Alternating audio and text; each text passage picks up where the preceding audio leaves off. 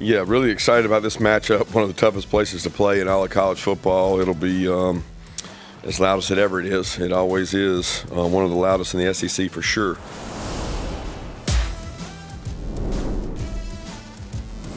Hello and welcome. It's always college football. I'm your host, Greg McElroy. Thank y'all so much for being here these last couple weeks. We have had a blast kicking off the college football season with you, getting some takeaways, drawing some early conclusions, having some fun along the way, giving out some dudes of the week. But as you guys know, on Thursdays, it's our preview show. This is our bread and butter. It's our favorite show of the week. We put a ton of time and effort into it. We try to know the rosters inside and out, the tendencies inside and out, the matchups that could determine the outcome of the game.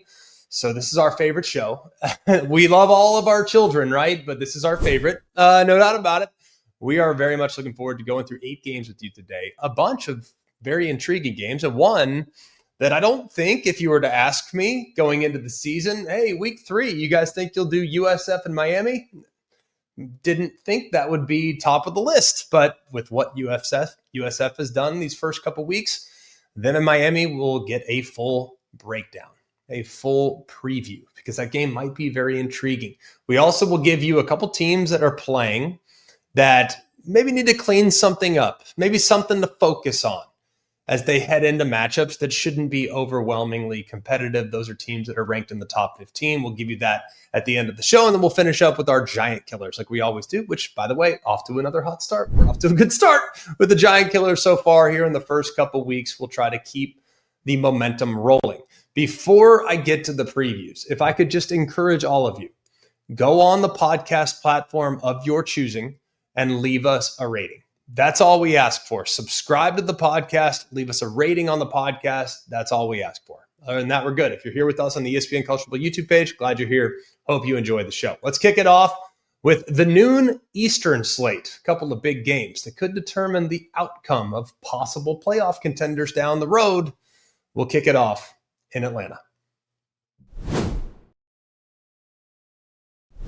The 12th ranked Clemson Tigers traveled to Atlanta to take on the Georgia Tech Yellow Jackets. This game will be 12 o'clock Eastern time on ESPN. Clemson is a 3.5-point favorite. This is more than just the beginning of the ACC conference play. There is so much at stake in this game for both Georgia Tech, who have circled this year as a potential breakthrough, and for Clemson to kind of get back on track. For Georgia Tech, man, this is a golden opportunity to shatter a 9-game losing streak to the Clemson Tigers, a streak that started back in 2014. And this, I think, in victory for Georgia Tech, would kind of formally announce their arrival as a legitimate ACC contender. And for Clemson, a team that was ranked in the top 5 coming into the season, I thought they had a chance to be the best team in the country. I had them number 1 in my preseason poll based on returning production. A 1-2 start would pretty much end any college football playoff expectations before they ever truly began. We all know who the coaching staffs are, all right? Clemson has Dabo Swinney, been around for a long time. If you need to know his story, then I probably can't help you. he's the architect and a guy that really leans on culture and things of that nature. As far as Georgia Tech is concerned, it's Brent Key, is a physical, versatile rushing attack that amassed 320 rushing yards against Colorado, another 223 against Gardner-Webb. Their entire foundation is kind of built on their offensive line and the strength of their entire team. So as far as the quarterback matchup is concerned, it pits Clemson's Cade Klubnik, who so far here in the first couple of weeks, man, the statistical output has been, for the most part, pedestrian, especially with a guy that came into the season as one of the preseason Heisman Trophy favorites. He's accumulated 426 passing yards, couple touchdowns, couple interceptions. Did have a costly pick 6 against Troy that contributed to that 16-point deficit that they had there in the first half. What's more concerning is what made him a little different last year was how effective he was with his legs. He so far has not been very productive running the football, just -3 rushing yards so far this season. That's a huge difference. Last year he went for over 450 and 7 touchdowns. So he's got to kind of figure things out with the run game as well. He's struggled under pressure so far. But in the last game, in the last half of the last game, he completed 7 of 8 for 99 and a couple touchdowns to lead that comeback against Troy. So maybe that was kind of the spark that now has lit the flame for the Clemson Tigers. On the other side, it's Georgia Tech's Haynes King, who did miss last week, by the way. So when I go through some of these updates, I'm going to operate under the assumption that Haynes King will play. He's a dual threat weapon. He is the heart and soul of this Georgia Tech team. He can stress you not just with his arm, but also with his legs. That was on display against Colorado, went for 156 and 3 touchdowns. He's been nursing a, quote, lower body injury that led to Brent Key holding him out of that Gardner-Webb game. They say that that was precautionary. And while they're going to assess him in practice this week, we'll need to watch whether or not his mobility with that lower body injury has been affected. So if for whatever reason he's at way less than 100%, they could potentially turn to redshirt freshman Aaron Philo, who in his first career start last week had a historically great performance. He was 21 of 28, went for 373 and a touchdown. That was a school record for passing yards in a debut. Couple early turnovers, but Philo, I thought, showed some poise and led the offense to nearly 700 yards in total offense. So pretty good. Here's the questions that will determine the outcome. Question 1, can Georgia Tech's offensive line maul Clemson's star-studded front? The undisputed strength of Clemson's roster is along the defensive line. A couple of potential first-round picks in defensive tackle Peter Woods, defensive end TJ Parker, and Georgia Tech's offensive line, they're the group that really will allow this charge to kind of take place. They premier one of the better guard duos in the entire ACC in Joe Fusel and Keelan Rutledge. They're really good at paving the way for a ground attack that can feature not just quarterback run, but also some of the read stuff that we've seen with success in the past. That group was instrumental against Colorado a few weeks ago. Question 2, who wins the coaching chess match between Tom Allen, that's Clemson's defensive coordinator, and Buster Faulkner, who is Georgia Tech's offensive coordinator? This Clemson defense under Tom Allen has shown a little bit of vulnerability against LSU's rushing attack. You look at the numbers, they're not going to necessarily blow you away, but there were a couple of cutback lanes that were exposed from time to time, over pursuit in a couple spots, where I think that could be somewhat problematic against a Georgia Tech offense that is all about putting a lot of stress on linebackers, about a lot of creating confusion, a lot of pre-snap motions, and a really diverse run scheme.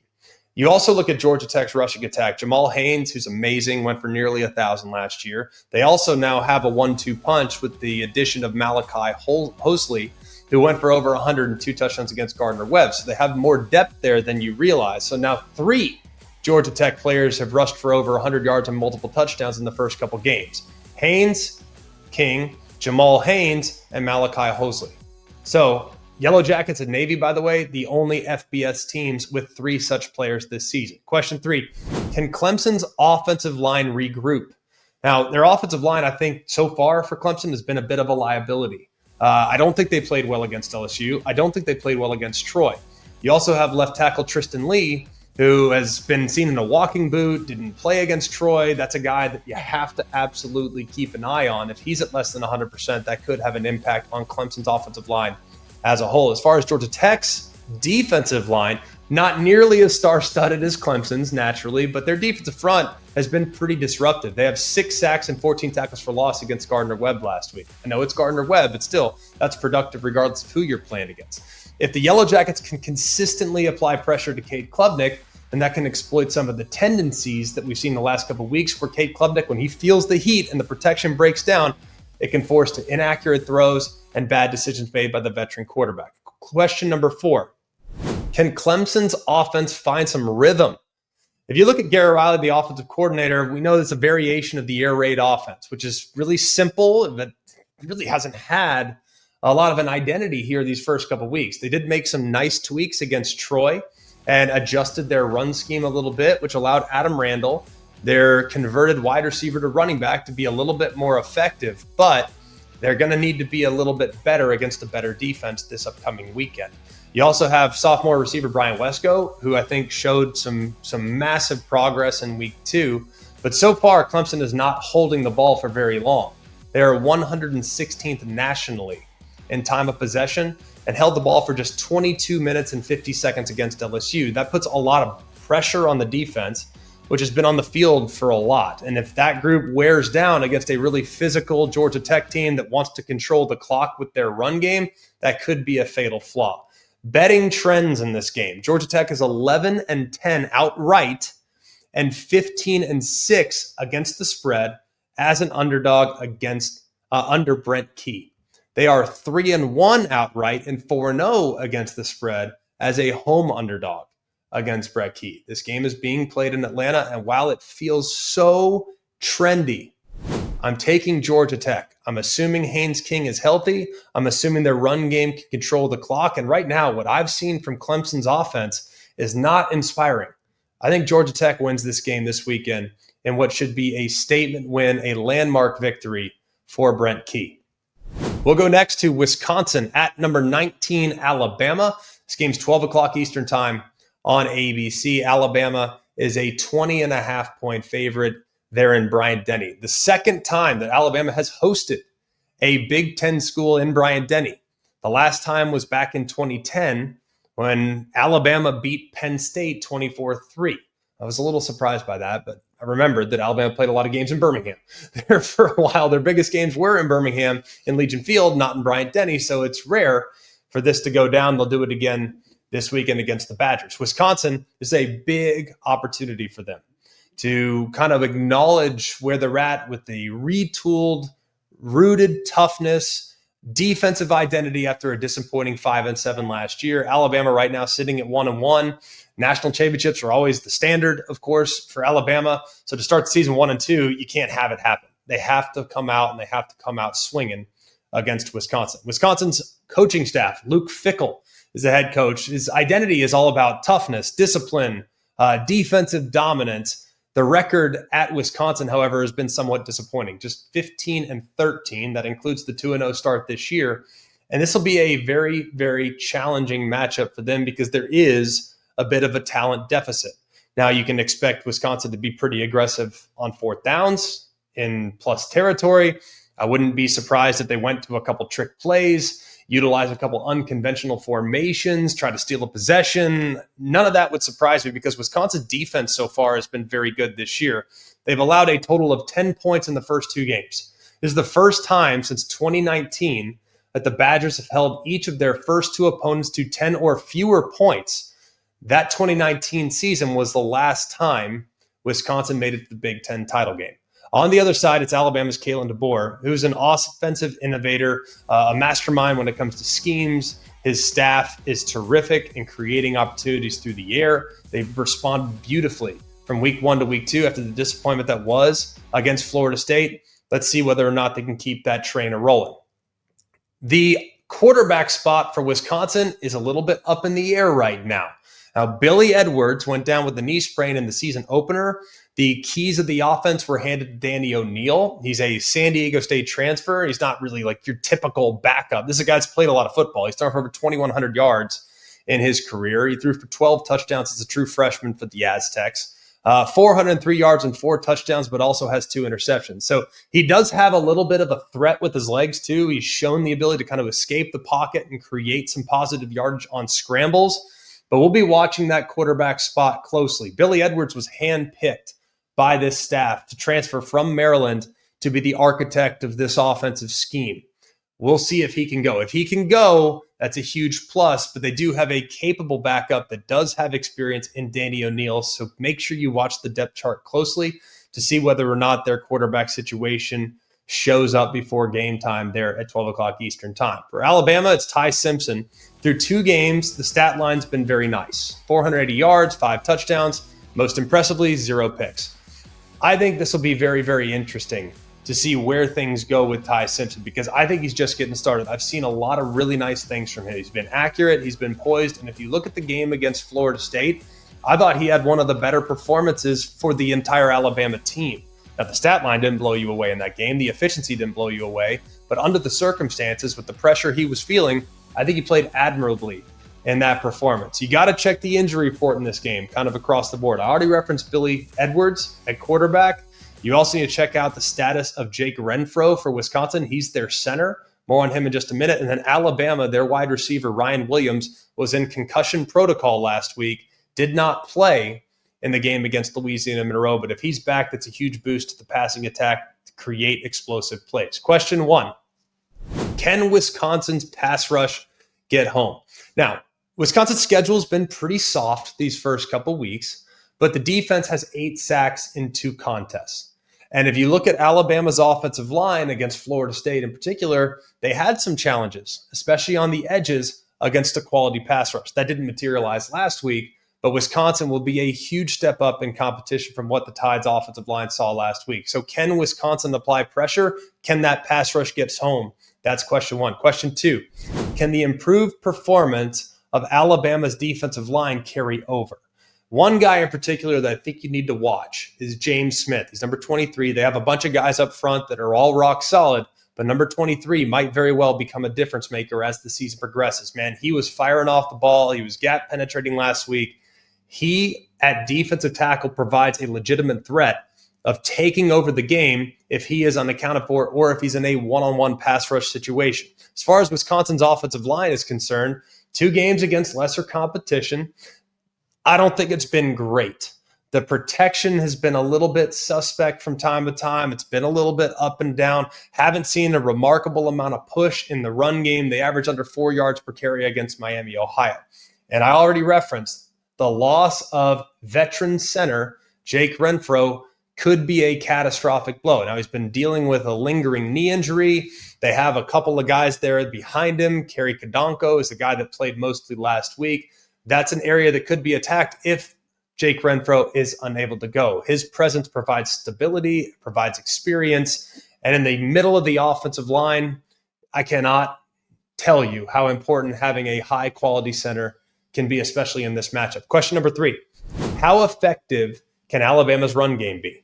You look at the offensive line with left tackle Caden Proctor, center Parker Brailsford. They struggled against Florida State's athleticism. That was a group that I think moved around and caused some problems for sure. But they rebounded really nicely against the ULM, and they appear as if they're trending in the right direction. Now, this rushing attack has been pretty effective, but it's been kind of a running back by committee approach. Jam Miller, likely still unavailable here in this game. He's supposed to be the starting running back, but the 1-2 punch of Kevin Riley and Richard Young, I think, can fill that void admirably. They'll face a Wisconsin defense that has been really good against the run so far. Wisconsin's allowing just 33.5 rushing yards per game right now and just 1.3 yards per carry, albeit lesser competition, but they haven't dropped off at all. They've been tremendous. Go to question 4. What will be Wisconsin's answers for Jeremy Bernard and company?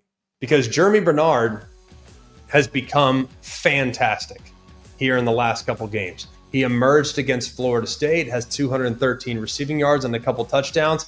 If they can find some matchups for him against safeties, if they can find some isolations with him against wide receiver, against corners, if they can hide him in the formation, he's a great football player, so he's not just your prototypical wide receiver. He can be moved around. Jeremy Bernard is a guy that you absolutely need to keep an eye on if you are the Wisconsin Badgers. And remember, if Ryan Williams can go, that adds just another dimension of what this passing attack can be. And then question 5, can Wisconsin win on critical down and distance? The Badgers offense has been remarkably efficient so far with some of their third down attempts to converting 48%. Defensively, they've been really, really good. Opponents are converting just 21.7% of the time. So third down has been a really important down for them so far this year. And if Wisconsin can continue on with that play, should be in a pretty good spot. The betting trend is that Alabama is 23-8-1 against the spread as a home favorite since 2020. I like Alabama, but I would not be surprised if this is a bit of a dogfight there in the first half before Alabama starts to get a little bit more comfortable as the game goes along. I like Wisconsin. I think they're a proud program. I think they'll play hard. I just think Alabama has a little bit too much juice and a little bit more talent at important spots in this matchup. Let's go next to the backyard brawl. One of my favorite rivalries in all of college football. It's the Pitt Panthers taking on the West Virginia Mountaineers. This game will be 3:30 Eastern time on ESPN. Just 75 miles right down Interstate 79, baby. We've all driven it. If you haven't been to this game, put it on your bucket list, man. It is awesome. It is. I don't care what it's for. I don't care what the stakes are. I don't care about the circumstances. The level of hostility in this game is amazing, and it's hard to replicate. And to get it in week 3, like we've gotten the last couple of years, is something that's awesome. I did notice, though, this is the final scheduled meeting between these two teams until 2029. Is that true? If that's true, let's get this fixed, man. This thing needs to be an annual fixture on the college football schedule. The home team has won each of the last 4 meetings in the backyard brawl, which should be a pretty good trend for the West Virginia Mountaineers. Last year, the Mountaineers were in great shape. They were up 34-24 in the fourth quarter before Pitt rallied with a couple touchdowns in the final 3 minutes to win the game on the field in regulation, 38-34. The coaching staff, Pitt's Pat Narduzzi, they arrive in Morgantown looking pretty good. 2-0 record, overwhelming force. Squad's been really efficient. They absolutely dismantled Duquesne. They took care of business against Central Michigan. They're scoring a lot of points. The point differential so far for Pitt, 106-26, pretty good place to start. I love their second-year offensive coordinator, Cade Bell. I think he's super creative, does a lot of nice things with their offensive system. On the other side, it's West Virginia's Rich Rodriguez. Started off really nicely against Robert Morris, 45-3, and then it was a deeply deflating performance in a road loss on the road to Ohio last week. That game was just painful, but it did feel like it was a bit of a look ahead, and there might have been some reasons why they didn't perform at their very best. We'll talk about them in just a little bit. But if you haven't watched Rich Rod in a while, system is the same. Spread option, wants to establish powerful rushing attack, versatile run game, utilize some tempo, control the clock, create some favorable opportunities with some play action stuff. The quarterback matchup's an interesting one. Pitt's Eli Holstein appears to have taken the next step as a player. Through 2 games, completing over 67% of his passes. He's got 519 through the year, 8 touchdowns, just 2 picks. He currently leads the ACC right now in passing efficiency and passing touchdowns. He's the first Pitt quarterback since 2003 to throw 4 or more scores in each of the first 2 games. On the other side is West Virginia's Nico Marchiol. Now, the run game was a little bit compromised last week. The top receiver got hurt in the game. More on that in just a moment. So the entire weight of the offense kind of feels like it's on Marchiol's shoulders. He kind of struggled to handle the pressure last week. The offense didn't have much rhythm, but he does have a victory over Pitt to his name. He beat Pitt 17-6 in 2023. He was the backup quarterback that had to come on in relief, but did spark a healthy team and a team that ended up winning that game in decisive fashion there a couple years back. Question number 1, how can West Virginia overcome the injuries? In a span of just a couple plays against Ohio, they lost 2 of their most dynamic offensive weapons. They lost their star running back in Jaheim White and their leading receiver, Jaden Bray, to season-ending injuries. Now, White, he was the undisputed leader of this Mountaineer offense. He was preseason All Big 12, had been the team's leading rusher in each of the past 2 years, and it felt like he was poised in this offense to have a massive season. He was the home run threat, and he was a player that was always capable of taking it the distance every single time he touched the ball. And then on the other side, Bray at wide receiver, he had already kind of established himself as a go-to guy. He was leading the team with 69 receiving yards for 4 catches against the Bobcats before the injury. And before White's exit, the Mountaineer ground game, after White's exit, the Mountaineer ground game kind of just went sideways. They had just 57 total yards in their final 26 plays. They had 6 consecutive scoreless possessions that ultimately sealed their fate. Now, the running backs that stepped in for Jaheim White were Clay Ash and Sincere Bowers. They were not effective in this game. Okay, Sincere Bowers had 26-yard touchdown run against Robert Morris. Clay Ash, those 2 guys, their collective performance against a MAC-level defense after the injury is concerning. So what was the team's greatest strength is now a legitimate liability going into a matchup against a really good defense. Number 2, can Pitt's offense stay hot? Holstein, I think, needs to start fast. Starting fast has been an issue that has at times kind of hurt Pitt while Eli Holstein has been the starting quarterback. It'll be important for them to get off to a hot start in a very hostile Morgantown atmosphere to kind of take the crowd out of the game a little bit earlier. He does have a superstar next to him in Desmond Reed, preseason All-American, very, very good all-purpose back. He's great as a runner. He's great as a receiver. He's excellent in the return game. Like, he's one of my favorite players in the sport. He's not going to be the guy that leads you off the bus as far as height, weight, size, speed measurables, but just as far as a football player, the guy's off the charts good. He's 4th in all-purpose yards. He's a constant threat to score anytime he touches the ball. He creates a lot of matchup problems too.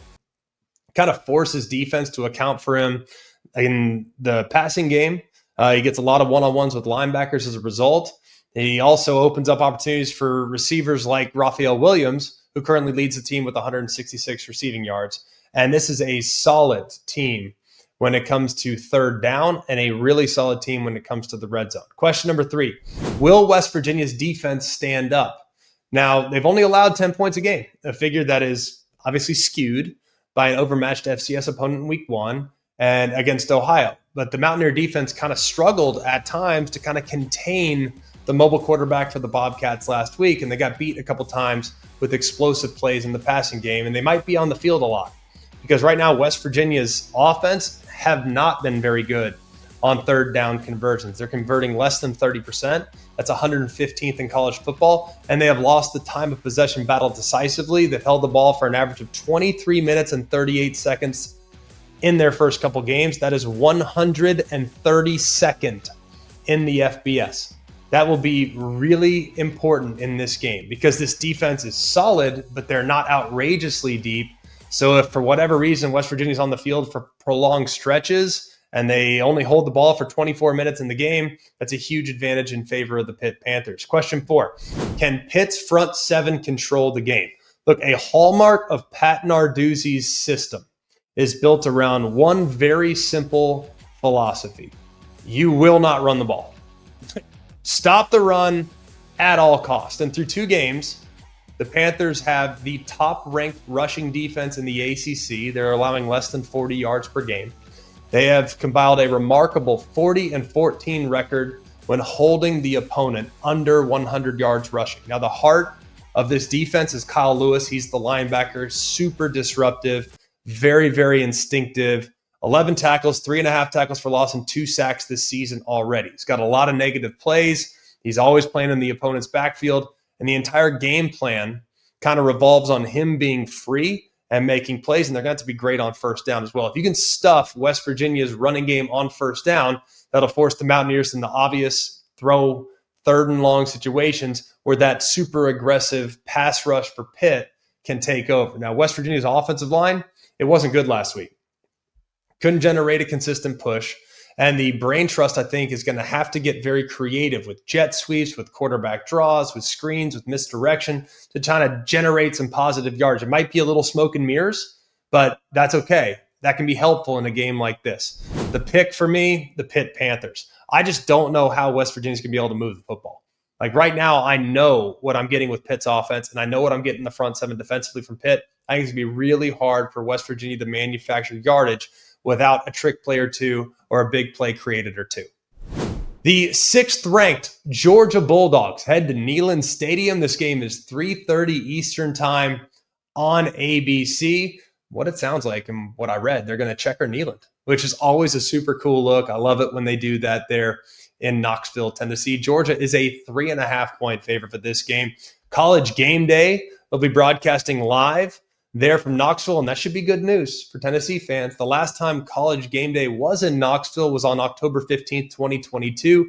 That afternoon, the Vols beat Alabama 52-49 to snap a 15-game losing streak to the Crimson Tide. Tennessee enters the contest with a ton of confidence. They just had a 72-17 demolition of East Tennessee State. Their offense appeared to be unstoppable in that performance. And then on the other side, Georgia, they arrive in Knoxville, kind of a sluggish performance against Austin Peay. They won 28-6, but it kind of raised maybe a few more questions than answers based on last week's performance. Georgia's Kirby Smart has been absolutely dominant in this series against Tennessee. They've won 8 straight under Kirby Smart. Every single win against the Volunteers has come by a margin of at least 14 points. In 4 meetings, Georgia's defense has held Tennessee to 17 points or less every single time in the last 4 games. That's pretty remarkable when you think about the scheme that Tennessee uses and how many points they're always trying to score to be held to 17 or less every time they face Georgia in the last 4 times. That's a little bit of a concern. Their OC, Mike Bobo, their DC, Glenn Schumann. I think both coaches do a good job, even though a lot of people are very frustrated with what the offense has looked like the last couple of weeks under Mike Bobo. Tennessee's Josh Heupel, their last win in this game came in 2016. That was when Jawan Jennings caught a Hail Mary from Josh Dobbs to lift Tennessee to a 34-31 victory after the Bulldogs had taken the lead with 10 seconds left on a 47-yard touchdown pass from Jacob Eason to Riley Ridley. Josh Heupel, we know what he is, right? We know exactly how he attacks people. And so far, his quarterback has looked very, very comfortable. More on him in just a minute, but I love his DC as well. Tim Banks does a phenomenal job of harassing the opposing quarterback and being very aggressive. So he might play a pivotal role in this game defending Georgia's Gunnar Stockton. Speaking of Georgia's Gunnar Stockton, he's been efficient so far, but he has not really been tested just yet. He's completed 26 of 34 against Austin Peay and 14 of 24 against Marshall. 417 passing yards as a whole and 0 interceptions. He's a dynamic runner and a guy that can do a lot with his legs. He does lead the Bulldogs currently with 2 rushing touchdowns. This is his first career road start, taking place in one of the most intimidating and hostile venues in all of college football. So his ability to kind of manage the noise, manage the pressure, manage the external factors could be huge in determining the outcome of this game. Tennessee's Joey Aguilar has been very solid so far. Was curious how he'd look. I mean, he got there in June. It's not like he's had a ridiculous amount of reps in this offense, but man, he's picked up right where things left off offensively for Tennessee. He's thrown for 535 and 5 touchdowns, has 0 picks, which is big because at times he has been a little bit of a risk taker in his past. He's hit 13 different receivers in the week 2 game. So that means he's got great feel for his personnel. I think his stats have been compiled against less than stellar competition in Syracuse and East Tennessee. This is a matchup against Georgia. Will be the first true test against an NFL caliber defense with NFL players all over the field. Question number 1, will Georgia open up the passing game? Now, when you take into account what Georgia's been dealing with the last couple weeks, it's understandable why Mike Bobo has opted to be maybe a little more conservative. They've had a couple injuries along the offensive line. They have a starting quarterback in Gunnar Stockton who has played in big games. I mean, he started a playoff game a year ago, but there's some relative inexperience here. And going on the road, you would think, all right, a conservative plan that centers around the run game, high percentage throws would make sense. You want to script that opening possession with safe, rhythm-building throws for Stockton, and then as the game kind of gets into it, start utilizing some play action. You start utilizing some max protection schemes so you can take some calculated deep shots to exploit what might be a mismatch on the outside in favor of Georgia. I like Georgia's weapons. I do. I like their playmakers. The addition of Zachariah Branch from USC has been significant. The reinstatement of 6'4" Colby Young. He has the ball skills to go up and dominate relatively inexperienced defensive backs. Zachariah Branch, kind of more of a catch and run guy, but you get him the ball in space, he can do a lot of special things with it. And so far, Gunnar Stockton is averaging 4.5 or less air yards per attempt. So his average attempt is traveling less than 5 yards downfield. That's not going to get it done. Not against Tennessee. But remember, we'll talk about this in a second, the pass rush, the pass rush, the pass rush. If you don't trust your protection, it's hard to drop back, forcing your quarterback to hold the ball a little longer to deliver the balls downfield. But when he has had time, it hasn't been great. He's just 4 of 13 on throws that traveled 10 or more yards. He's 1 of 7 on throws that traveled 20 plus yards. The one that he hit was to Delp against Marshall. So keep an eye on that. Can he hit the throws downfield even if the protection holds up well enough? Because that might be a legitimate question. As far as Tennessee's secondary is concerned, it's been hit hard by injury. They're likely going to be without both starting corners. Jermod McCoy has not played this year. Possible first-round pick down the road, still recovering from that torn ACL. On the other side, Ricky Gibson, he was supposed to hold things down in Jermod McCoy's absence. Well, he's been sidelined now with an injury that he sustained in week 1, which means they're probably going to have to start Colorado transfer Colton Hood, who's done pretty good. I think he's done a pretty good job. And then a true freshman in Ty Redmond. Now, Hood has played really admirably. He's gotten targeted a couple times, and he's been up to the task. But this 1-2 punch at corner is a pretty big drop-off from what was expected in Tennessee's secondary going into the season. Can they hold up against really talented wide receivers? Question number 2. Can Tennessee's pass rush generate pressure on Gunnar Stockton? Now, Tennessee's defense has kind of excelled at getting to the quarterback so far this year. They have a sack percentage of 11% plus. That's the 12th best rate in the country. This is a group up front that's deep, that's active, that's athletic, that is well coached. And this is a defensive scheme led by Tim Banks that empowers that defensive front to, hey, go get it. We're going to make it happen in the back end. Y'all pin your ears back, go make a play. With Josephs and Eason and Robinson, Ross, Weathersby, Wallace, they just have so many guys that can just roll in there, and all those guys can create a lot of problems. And they're going to have to apply some pressure to make Gunnar Stockton uncomfortable because Georgia's offensive line, now they played their last game without two key players. They have a standout true freshman right guard in Juan Gaston, who's banged up, missed the game last week with the knee.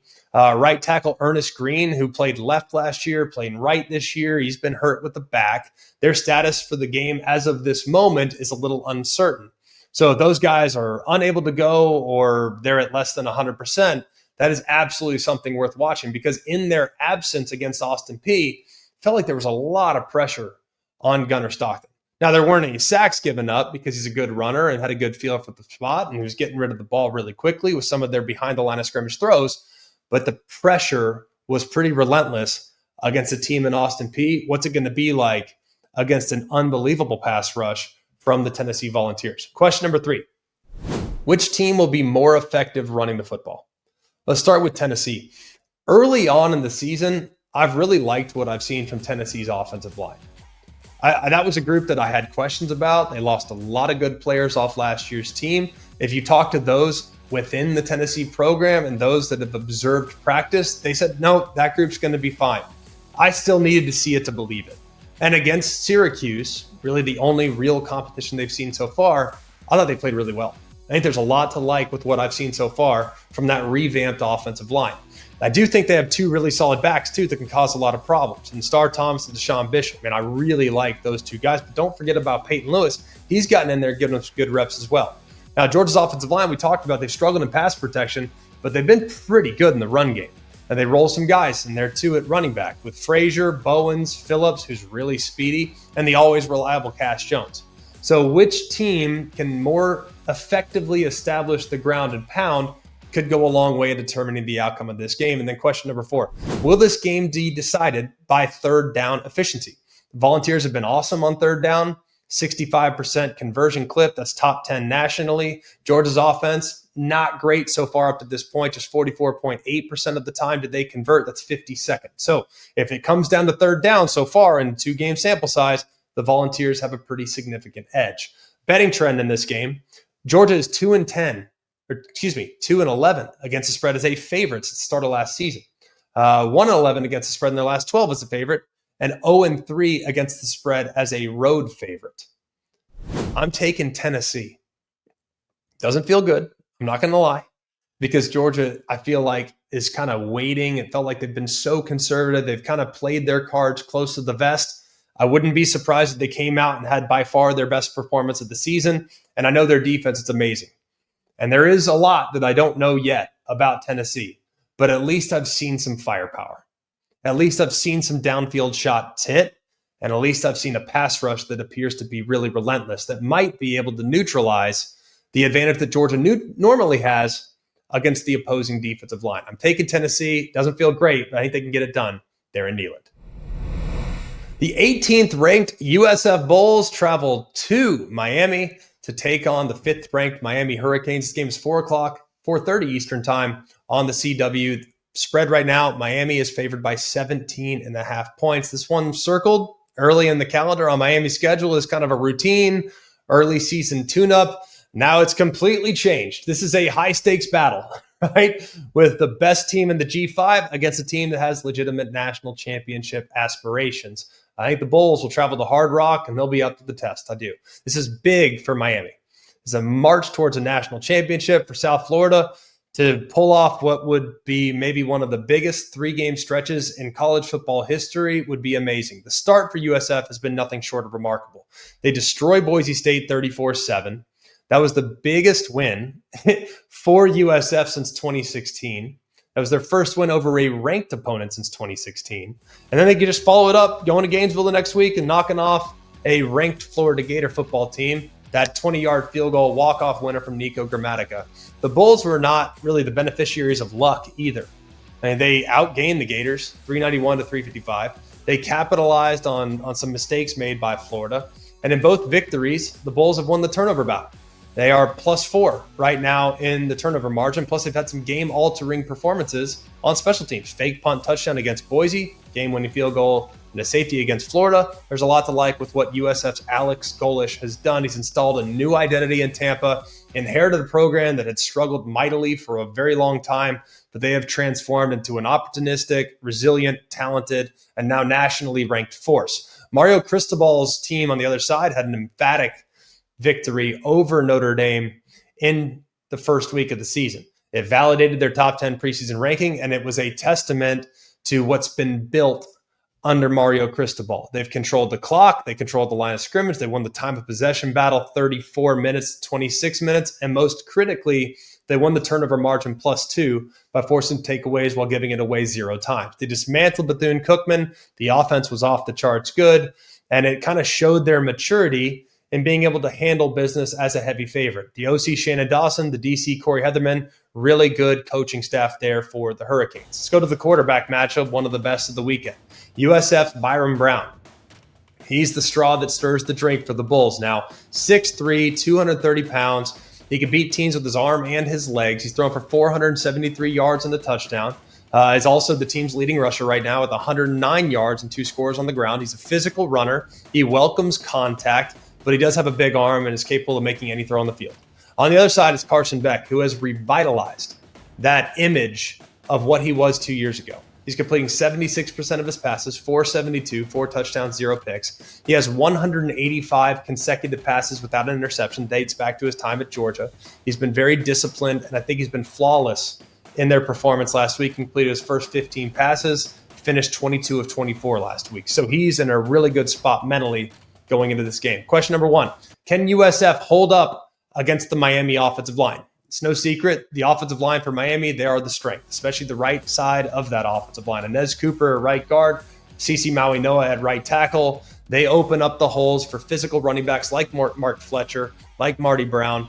Those guys are legit. And if Jordan Lyle can get back to 100%, he's a game breaker with big-time speed there for the Miami Hurricanes as well. USF's defensive line, they have a couple power forward transfers, like defensive end DJ Harris, who transferred from Texas, defensive tackle Josh Seliskar, who transferred from A&M. Those guys will be really important in kind of forcing Miami into obvious passing situations. Question number 2, can Miami's defensive line take over the game? They did it against Notre Dame. This is Miami's greatest strength. Their defensive line is an elite unit, probably one of the best, not just in the ACC, but in the entire country. And when you have a 1-2 punch in Ruben Bain and Akeem Mesidor, those guys, the way they move them around, the way they create a lot of problems, they are applying relentless pressure to the opposing quarterback on a week-to-week basis. And USF's offensive line, they're a bit of a vulnerability. They've given up 5 sacks. They've given up a lot of pressure in the backfield. And their quarterback, Byron Brown, he holds the ball a little bit, so he's got to get it out against this pass rush for the Miami Hurricanes. Question number 3, can USF create some big plays? Look, their spread formations are going to be very important. The big question with Miami coming into the season is, would they stop giving up explosive plays through the air? That was a huge problem in 24. They appear to be much better here in 2025.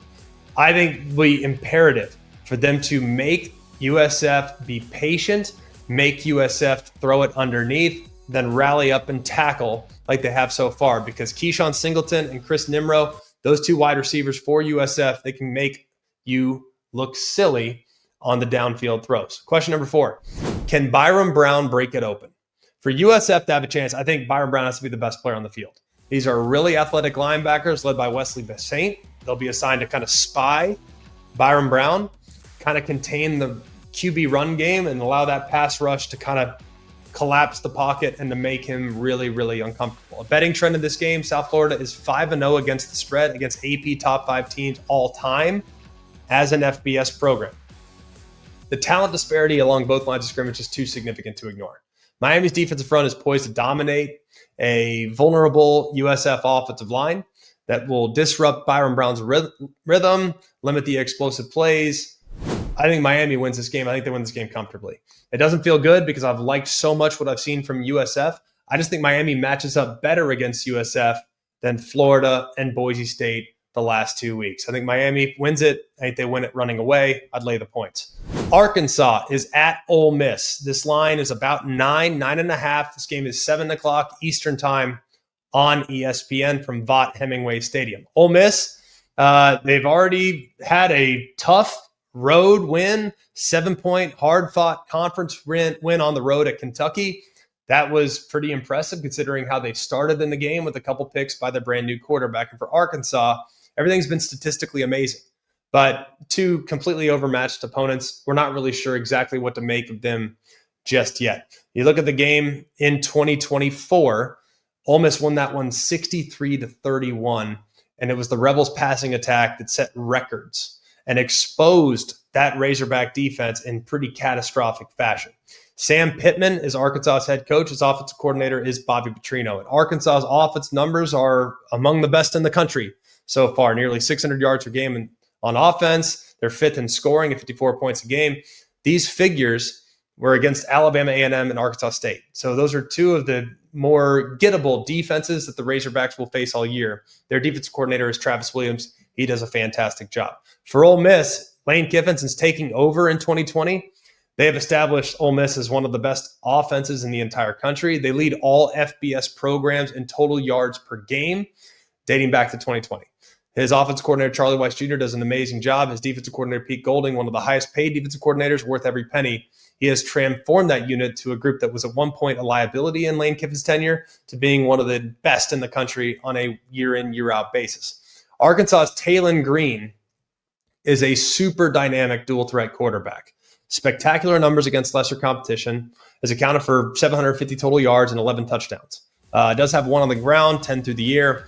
The 64-yard touchdown run against Arkansas State was kind of a clear demonstration of how he can break the game open if you give him the open field. He hit 20.7 miles an hour on that run, which is a lot for a quarterback that is a big boy. He's not small. He's not skinny. He's a big boy. So to hit nearly 21 miles an hour, that's pretty significant. He does have 2 interceptions to his credit, a little loose with the football, a little careless.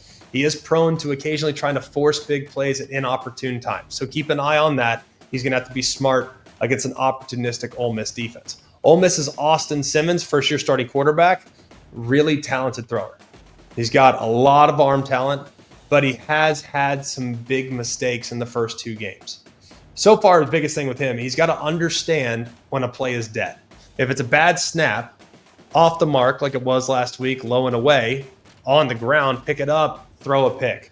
Bad pressure up front, poor protection. He's about to get hit, forces it over the middle, intercepted. He has 4 interceptions, does have 5 turnover-worthy plays, and those interceptions will be challenging because against a team with legitimate offensive firepower, playing from behind could be problematic. So he's got to make better decisions, but he is remarkably gifted with the ball in his hands. He did hurt his left ankle last week, his left leg last week. Will it have an impact on him? That's something worth monitoring as they head into this game. Question number 1. Can Ole Miss continue to lean on Kewan Lacey? Now, he's a sophomore running back. He's been the workhorse. He leads the SEC in rushing attempts with 44. He leads the SEC in rushing yards at 246. He also leads the SEC with touchdowns at 4 on the ground. He's rushed for 100 yards each of the first 2 games. In the last 30 years, no Ole Miss player has topped 100 yards in each of the first 3 games of the season.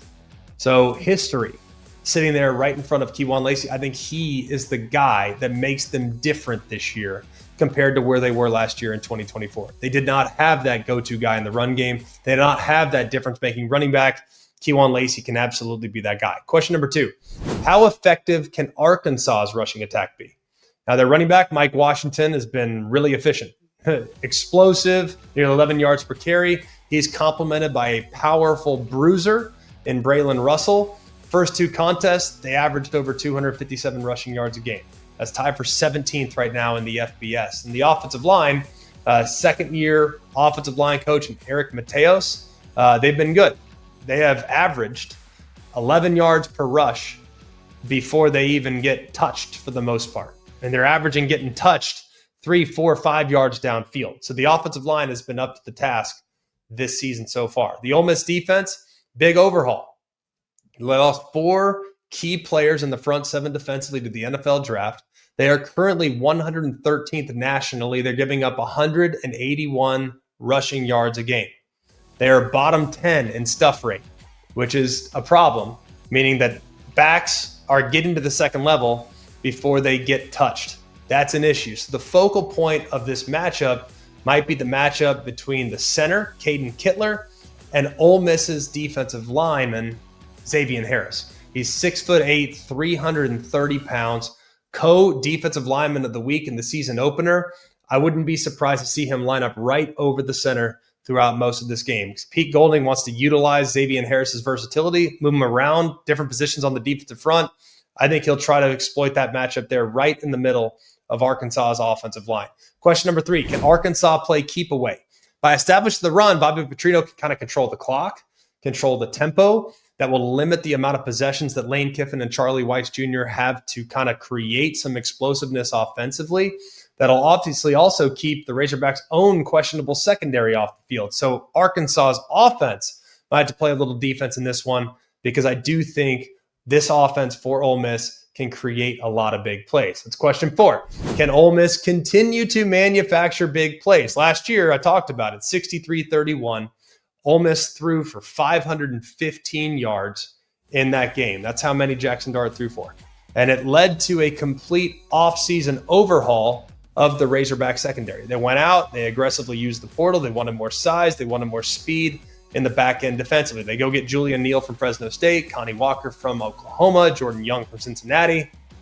This Ole Miss offense, even though they've lost key receivers, they are still super committed to trying to throw the ball down the field. And Harrison Wallace has been outstanding. He's the primary deep threat. They'll utilize him on double moves. He's averaging 27 yards per reception so far this season. Question 5, if Arkansas struggles in coverage, can the pass rush get home? Now, there have been some promise so far from Arkansas's front. They had 4 sacks against Arkansas State. Linebacker Xavier Sori has been one of the better linebackers in college football the last couple of years. He's got team-leading 16 tackles, 2 tackles for loss, shares a sack, an interception, 2 quarterback hurries, and a forced fumble. He's elite. He's got length. He's got athleticism. He also can be used in a lot of different ways. He can be a traditional off-the-ball inside linebacker, but on pass rush situation, he can move to the end of the line of scrimmage and create problems off the edge. And then question 6, will this game come down to a big mistake? Ole Miss has not generated a lot of takeaways. They forced just 1 turnover through 2 games. Now, Arkansas has shown the ability to pressure the quarterback and create turnovers. 4 sacks, 2 interceptions against Arkansas State by itself. So does it come down to a big mistake, and which side do you trust more in that scenario? Betting trend in this game. Arkansas is 7-1 against the spread on the road since the start of last season. Arkansas is 22-11-1 against the spread as an underdog under Sam Pittman. 15-5-1 against the spread on the road under Pittman, and 13-4 against the spread as a road underdog under Pittman. I'll take Ole Miss, but I think this game will be closer than the experts think, and I think it has a chance to be pretty high scoring. I like both offenses that'll be on the field. Let's go next to Florida at number 3 LSU. This game will be 7:30 Eastern time on ABC under the bright lights of Tiger Stadium, one of the most hostile venues in all of college football. The all-time series is deadlocked. Both teams claim 34 victories, 3 ties, 2 programs that have combined for 5 national championships and 11 SEC championships in the last 20 years. So, a lot to be very much looking forward to. Can't wait to watch this game. Southeast Conference, Titans, permanent crossover rivalry that has shaped the conference and the national championship race for decades. And for number 3 LSU, it's the next step towards a possible college football playoff berth. For Florida on the other side, an opportunity to kind of get back on track, reeling from a loss to USF, desperate to kind of prevent what could be a promising season to spiral out of control before we even get to October. Florida beat LSU 27-16 last year to snap a 5-game losing streak in the series, and the Gators are looking to win in Baton Rouge for the first time since 2016. That game was supposed to be played in Gainesville. It got moved to Baton Rouge because of Hurricane Matthew, and they won that game there on the Bayou Bengals home field. Florida's Billy Napier, a lot of criticism right now surrounding Billy Napier. They looked great in the 55-0 win over LIU, but then losing in catastrophic fashion to USF is something that a lot of people have been very, very critical for. LSU is kind of the beginning of what might be the most difficult 4-game stretch of any team this entire season. After they play in Baton Rouge, they'll face number 5 Miami. They'll come back home to play number 7 Texas, and they'll go back on the road to face a top 20 Texas A&M. Very tough 4-game slate, but it should come as no surprise. It's a brutal schedule for the Florida Gators this year. And Billy Napier, man, he's under some pressure. That loss drops his record to 20-20 through the first 40 games. And what was most problematic is that 11 penalties for 103 yards, including game-altering penalties on the last drive that gave free yardage to USF to kick that game-winning field goal, and then some questionable decision-making as far as offensive play calling is concerned. He's feeling a lot of heat. His OC is Ross Callaway, but Napier handles the play calling. His DC is Rob Roberts. LSU's Brian Kelly, undefeated, 2-0. One of the most impressive wins of the young season when they got on the road and beat then number 4 Clemson. But the win over Louisiana Tech, a little sluggish, all right? Not great offensively. So offensive coordinator Joe Sloan tasked with kind of getting that group back on track. But the defensive coordinator Blake Baker, they have been outstanding. They've held their first 2 opponents to 10 or fewer points for the first time since 2017. The last time the Tigers held each of their first 3 opponents to 10 or fewer points was in 2007. They went on to win the national championship. So Florida's got to get over 10 points in this game for sure to avoid the obvious connection to the 2007 national championship winning LSU football team. Florida's DJ Lagway might be one of the most high ceiling players in the country. Also, there's a bit of a variable there with him. He's got ridiculous physical tools. We know he's got a crazy strong arm. He can make every throw on the field, and he does possess a legitimate threat as a runner. But against USF, there was some youth shown in that performance. There were some misses in that performance. He was 23 of 33 for 222, had a bad interception, did throw a touchdown, but there were some long foul balls in that game. Some throws that he's got to hit, frankly. If this guy's going to be a top 5 pick, top 10 pick, he got to hit some of those throws downfield that were just a little bit off the mark. Now, this will be his first career start in an SEC road game. He did come off the bench last year in 2 conference road games against Mississippi State and against Tennessee, but this will be his first start on the road in the SEC. I think people kind of forget that. Lagway feels like he's been around for a while, still a young player, still learning how to play with consistency that's required to win at a high level in this game. LSU's Garrett Nussmeier, he's the anchor of this LSU offense, poised, experience. In the season opener against Clemson, he was very efficient, completed 74% of his passes for 230 and a touchdown. Most importantly, though, he had 0 turnovers in a hostile environment. He didn't try to do too much. He wasn't overly aggressive. And that was a problem with him in the past, doing too much when it didn't need to be done. Finding completion, playing clean football, huge point of emphasis for him this offseason. The performance against a Louisiana Tech team was not great. There was an interception and just kind of a general lack of playing sharp football. Okay, question number 1. Can Florida establish the run? It might be the biggest key in the game because Florida's offensive philosophy is built on a foundation of physicality and establishing the line of scrimmage behind a veteran offensive line.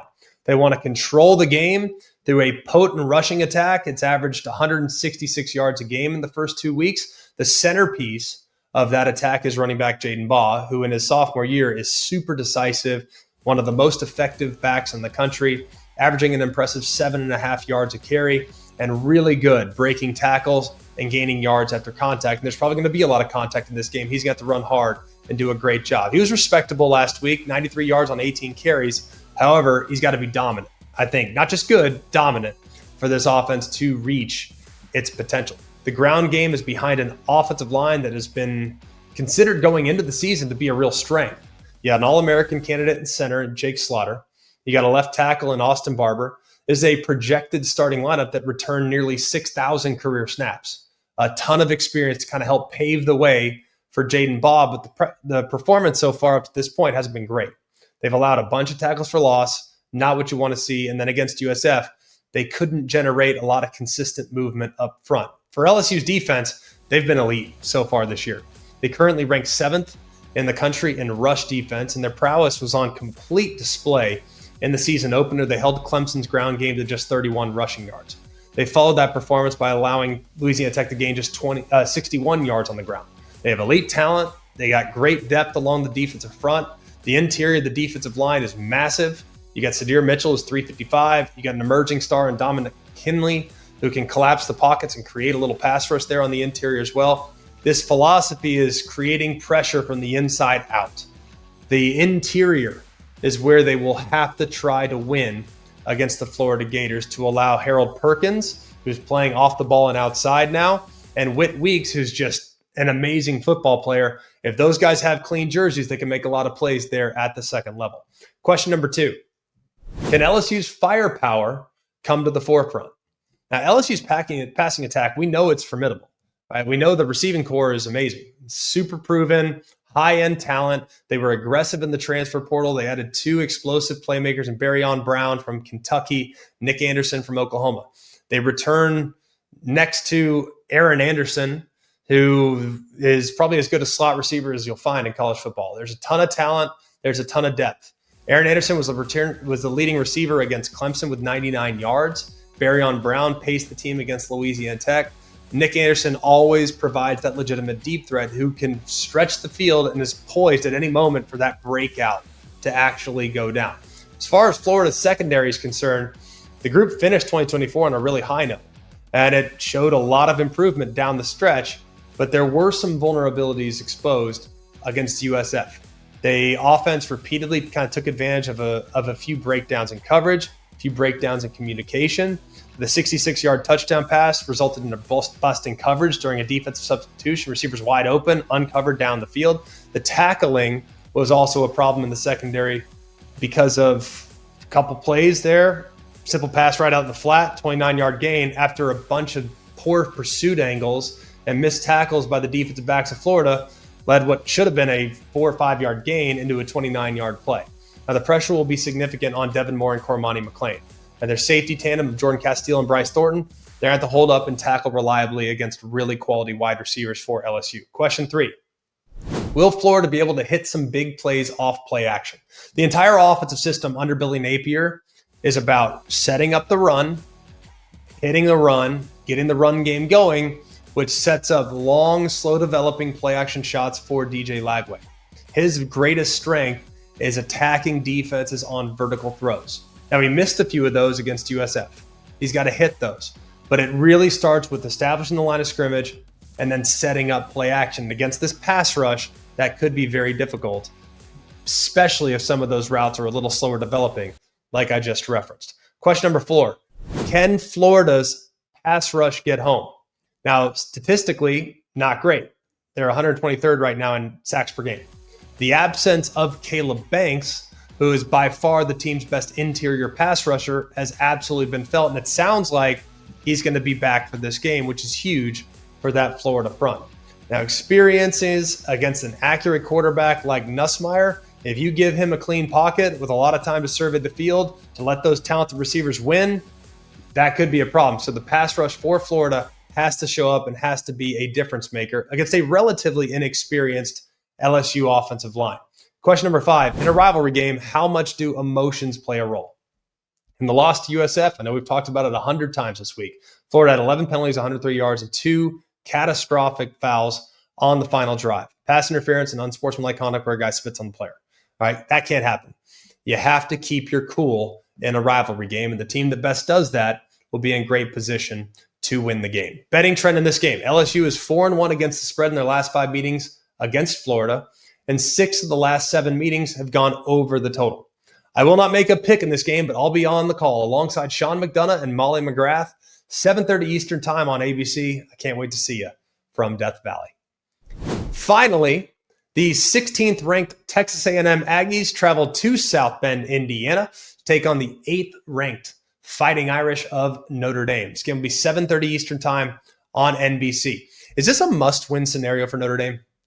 I know I don't usually like to go there in week 2, but is this must-win? Because an 0-2 start would kind of all but extinguish the Fighting Irish's chances for a first-round bye. It might even have them way behind the 8 ball when taking into account a possible playoff run to begin with.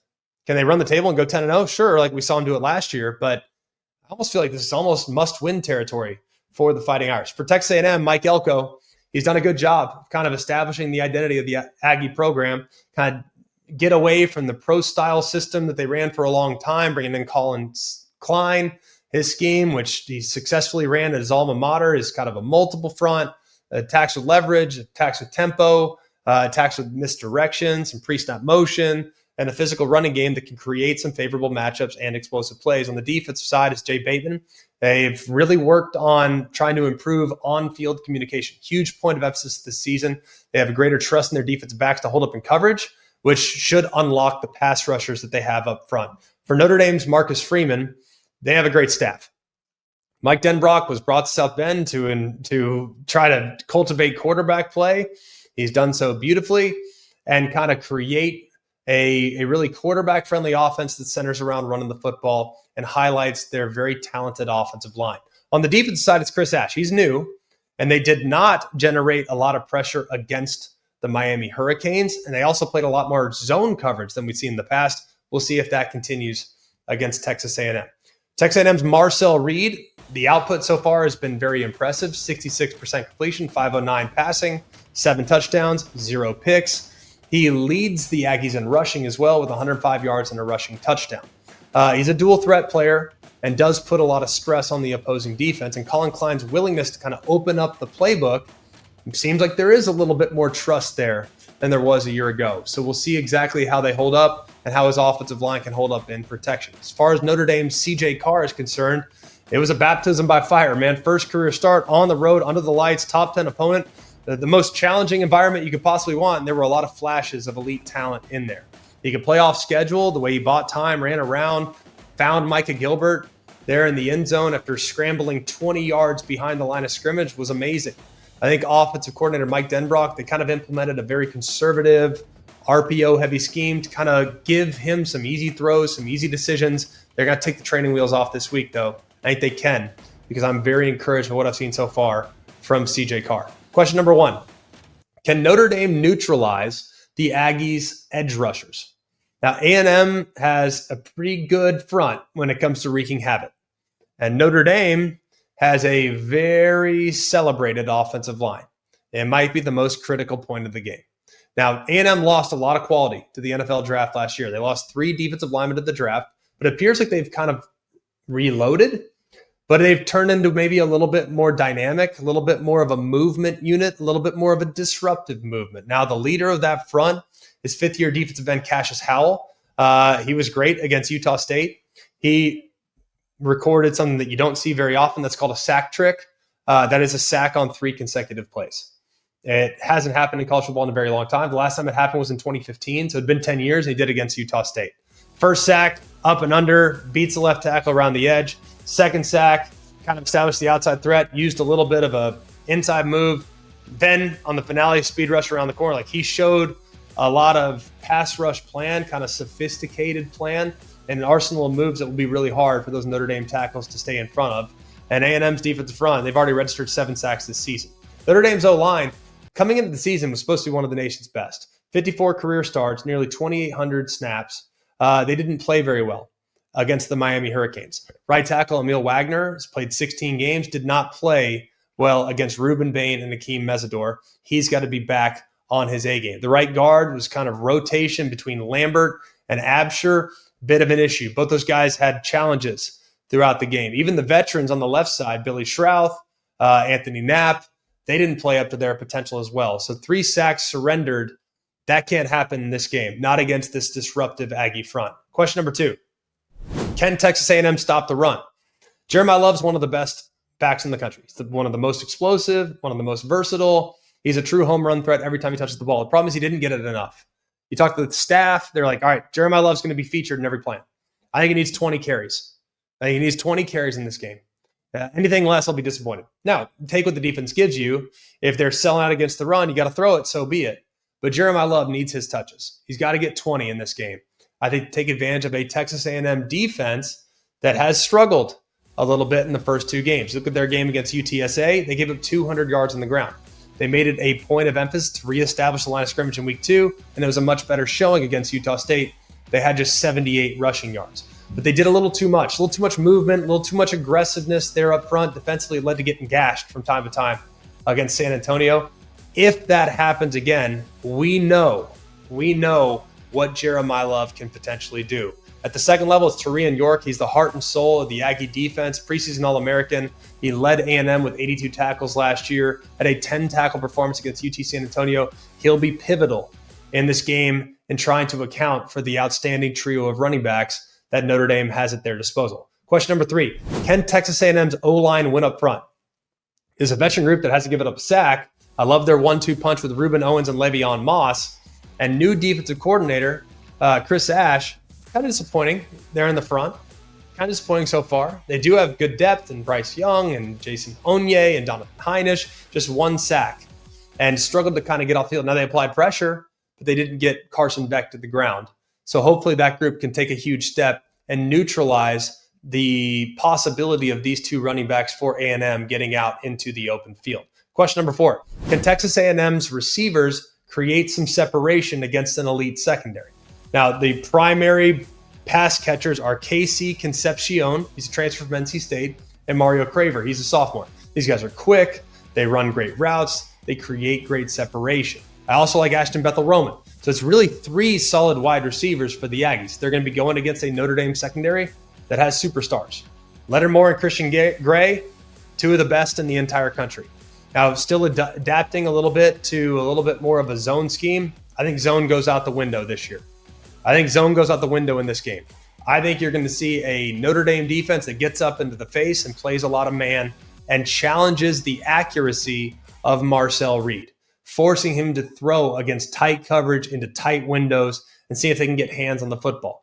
I really like this secondary still, and I think they're going to revert back to playing the man coverage that they played so well down the stretch last year. Question number 5, how much will hidden yardage play a factor? Now, A&M has really transformed their return game this year. Last year, they're one of the worst punt return teams in the country. They were 124th in the country in yards per return.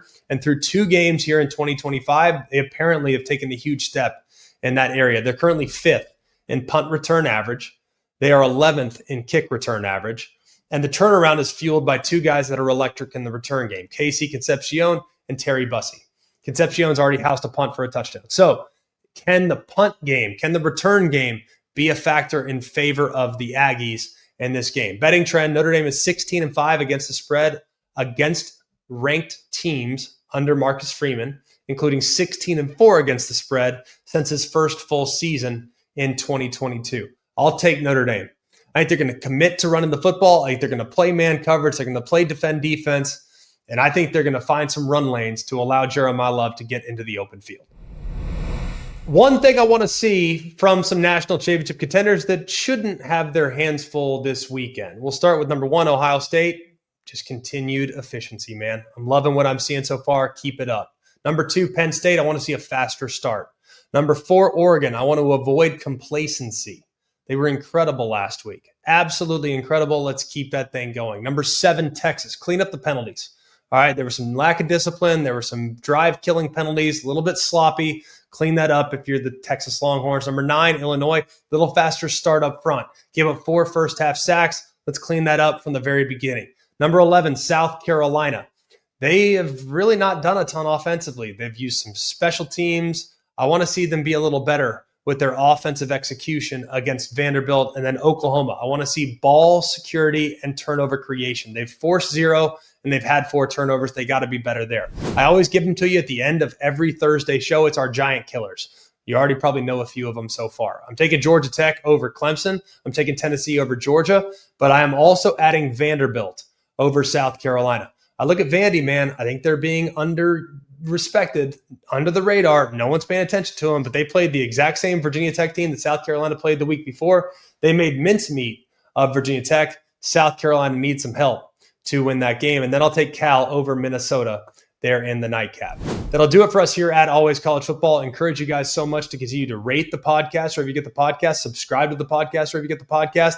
We just love talking ball with you guys, man. We love our fans here at Always College Football. You guys are what it's all about. We do it for you. We hope you enjoyed as much as we do, and we hope you enjoy the games this weekend. So for all of us here at ACF, for Mark, Jake, Jack, the other Jack, intern Sam, I'm Greg. We hope you have an amazing day, and remember, it's always college football.